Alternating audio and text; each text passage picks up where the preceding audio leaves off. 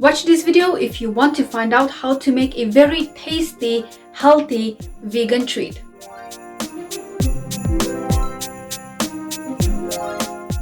My name is Dana from Better Topics, and today I'm going to show you how I make a very easy, relatively quick and healthy vegan dessert. You can have this as dessert, as treats. You can also freeze them, and basically they have no processed sugar in them, which is great. So the first recipe is the nut version one. I've used about 1 cup of hazelnuts, 2 cups of almonds. I've used my hands because I kind of know how large my cups are. 1 tablespoon of chia seeds and about 1 cup of shredded coconut. I've whisked everything up properly to make it into a flour type consistency.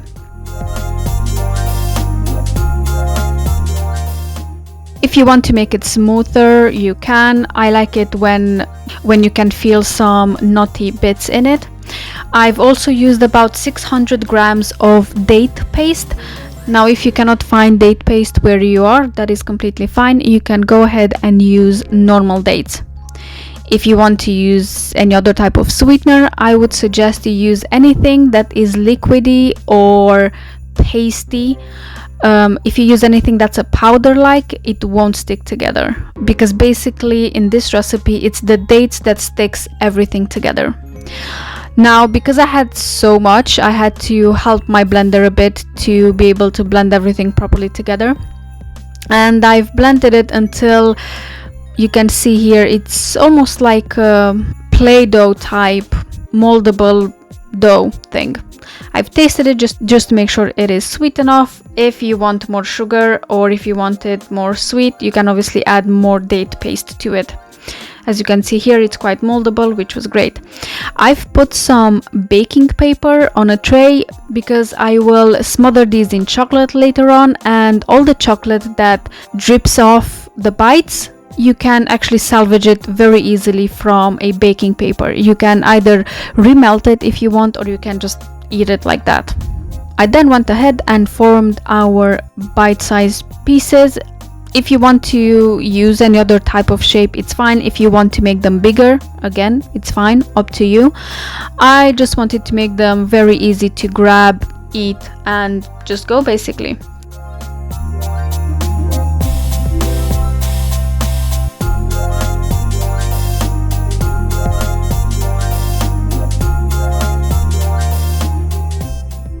And I'm using here some dairy-free Belgian chocolate to melt. Initially, I've put 300 grams and about 300 grams of coconut, mainly because when I use normal baking chocolate, I always need to put some kind of plant butter into it. Otherwise, when it hardens, it gets a bit too hard and it tends to fall off the bites or the treats I use it for. Later on, I discovered that I actually didn't really need to put any because this chocolate was soft enough anyway.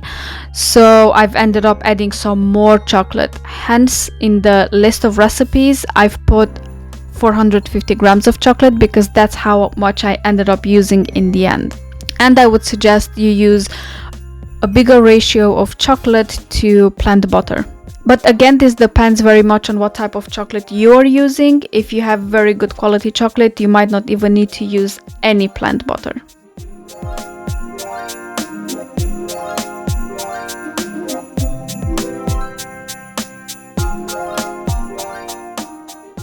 Once the chocolate was melted, I went ahead and smothered them basically in chocolate. I coated them twice, mainly because I didn't feel that the first time enough chocolate stuck to them. So I coated them once with chocolate and then put them in the fridge for about 10-15 minutes, just until the first layer of chocolate hardened a bit. And then I took them out and smothered them in chocolate again.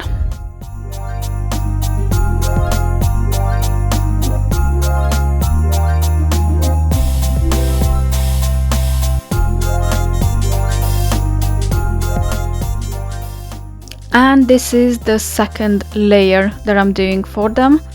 And at some point I got just like really bored, so I just threw a bunch of them in there, and I found that went a lot quicker. It looks a bit tedious, but it actually went quite fast. I ended up making double batch of these. In the second batch, I've also put some oat flour if you want to, just because I want to try it out and see how that works. It came out pretty much the same actually. If you want to leave out the oats, how I've done in this recipe, it's completely fine.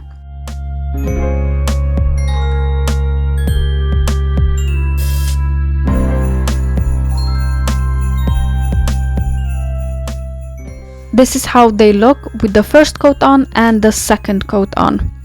So basically these ones are double dipped and these ones are single dipped, and I just went ahead and dipped everything twice in the chocolate because I felt the second time it was a lot better coated.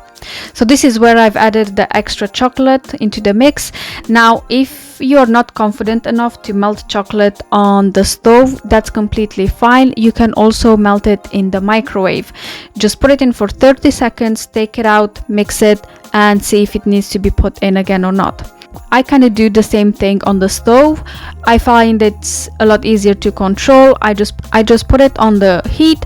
Once it starts melting, I take it away, mix it, and then put it back on the stove again until it doesn't really need melting anymore. With chocolate, you have to be quite careful because it doesn't really need too high temperature to melt.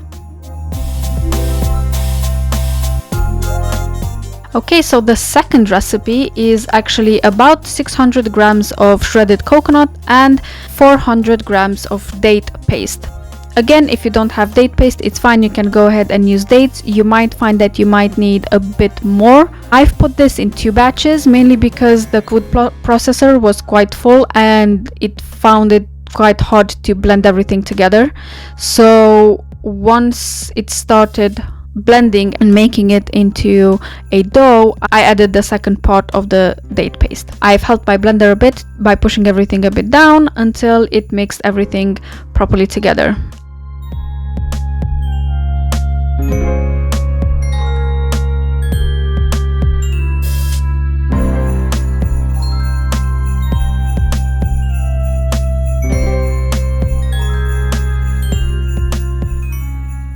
Finally managed to do it, and as you can see here, it's again a very moldable dough type mixture. I've just put everything in a bowl because I found it was a lot easier to use and there wasn't any risk to cut myself in the blender knives. Be very careful with your blender knives, usually they are quite sharp.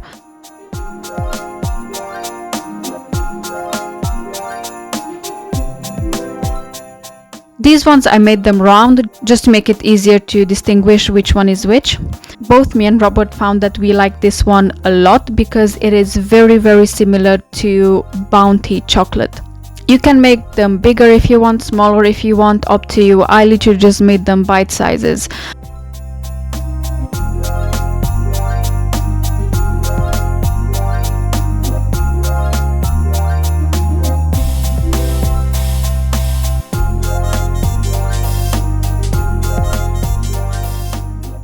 This is how they look. Because I made so many of them this time, about half of them I've put in the freezer to see how they freeze, and I took them out after a few days.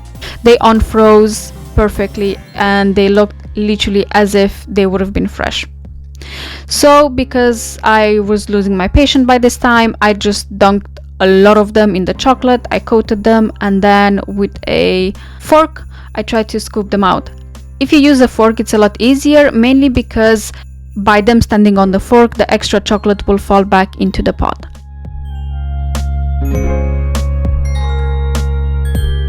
This is how they look. I mean, they are quite tasty. They look a bit sweaty because I just took them out of the fridge.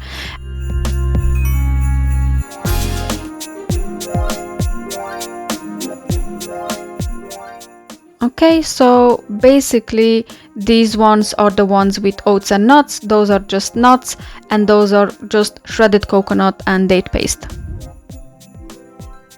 And this is the homemade jam that I used as a dip.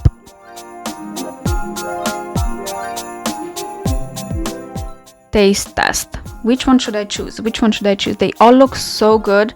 I couldn't really decide which one to choose. So I ended up basically eating out of all of them, you know, just to make sure they are good and just to make sure that the recipe came out well. And even I was surprised how tasty this was. This is how they look in the middle of them. Again, if you want the middle to be a bit smoother, you can blend it a bit longer, but I like it when it's a bit crunchy and it has those nut bites in it. And with the jam, I think this was the perfect combination, in my opinion. So I declare this a success. Let me know in the comments below if you know of any similar, very healthy and easy recipe. If you like this video, make sure to hit the like button, subscribe, and share it with your friends.